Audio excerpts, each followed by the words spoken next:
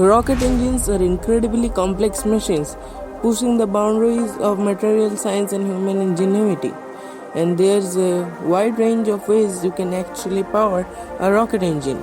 They can be super simple, just like opening the valves of a tank that's under high pressure, or having complex pumps arranged into a fashion so confusing it's a miracle anyone ever figured out how to build them in the first place.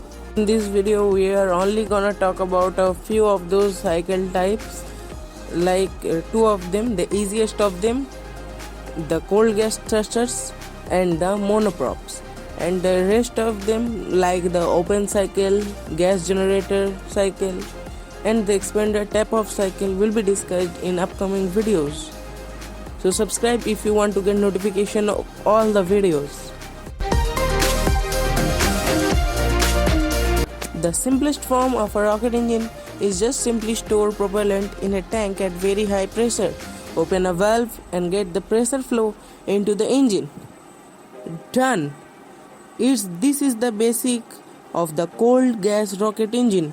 As the name suggests, the engine runs cold, meaning there is no chemical reaction or combustion that occurs, just simply the expansion of stored gas through the nozzle. In the name is literal, because when expanding a gas the temperature drops, and that's called the Joule-Thomson effect. So actually it's physically a cold gas thruster. So the biggest limitation with the cold gas thruster is the lack of heat and the available pressure in the system. Remember our rule, pressure always flows from high to low. So in order to get high amounts of pressure, therefore thrust in the engine, it means the pressure in the tank always needs to be higher than it's in the engine. As you can imagine, this means you will want to store the propellant inside your tank as higher pressure as possible. Higher pressure you store the repellent, the thicker and heavier your tanks will need to be. This is rocket science after all. And also thick and heavy tanks aren't really a great option for most applications. At some point a trade-off occurs. Work thicker and heavier tanks with higher pressure don't actually pay off, and it's not worth it anymore to pursue a higher pressure in the system.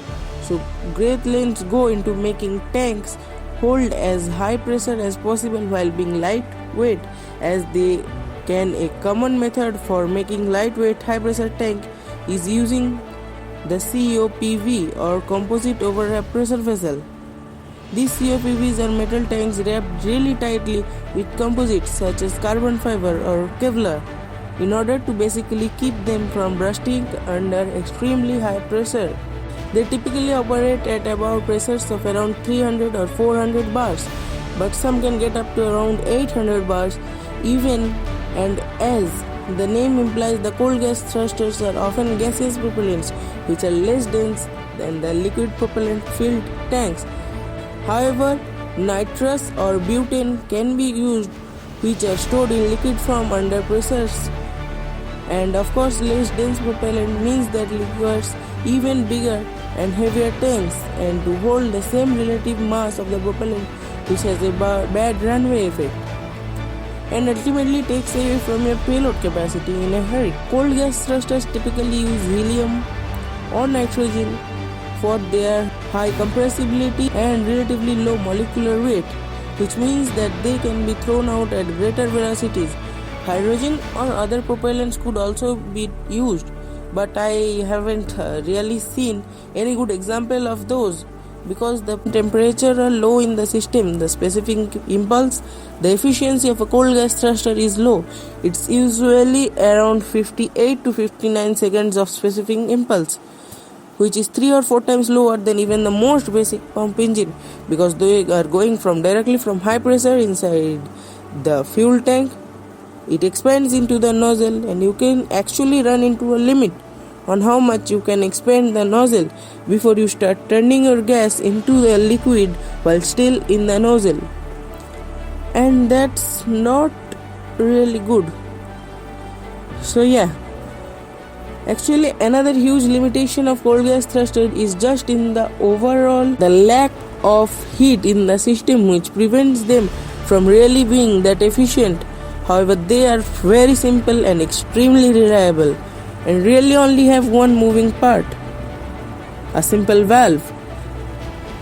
That's about it, and despite their low efficiency because of their simplicity and reliability, sometimes they are actually the best choice for really small aircrafts. An example of the cold gas thrusters are the little maneuvering thrusters on the inner stage of the Falcon 9 that reorients the booster and help guide it to its landing point using nitrogen. And other example was that MMU, or the man maneuvering unit that was used on 3 space shuttle missions. Yeah, you know what I am talking about, that rocket jacket. The thing that had 24 cold gas thrusters stored in just 2 propellant tanks with about 18 kilograms of gaseous nitrogen. But now what if instead of just having that high pressure gas flow straight to the engine, instead had it pressurized and push out and another propellant that could react and expand? Well, that's definitely an option. The next most simple engine design is called the pressure-fed engine. This is similar to a cold gas thruster in that it has almost no moving parts, but you can offer such higher performance by tapping into the chemical reaction of the propellant. There is two most common types of pressure-fed engines. The monopropellants, otherwise known as the monoprop, or dual or bipropellant engines, otherwise known as the biprop. Let's start off with the monoprop engines. On a monoprop engine, it's a lot like a cold gas thrusters, but instead of just a single tank where is a high pressure tank, but there is a high pressure tank with an inert gas, usually helium or nitrogen, and a lower pressure tank with propellant, often hydrogen. Where you want to run your engine, you just simply open the main valve to the engine and meeting the pressure in your propellant tank by modulating another valve, also known as the regulator, between the two pressure and the tank. And the fuel tank is about the simple. Then the secret to monoprop success is converting some chemical energy in fuel into pressure and heat through some kind of energetic reaction. That's right, you can actually have an energetic reaction with just your fuel running over a catalyst.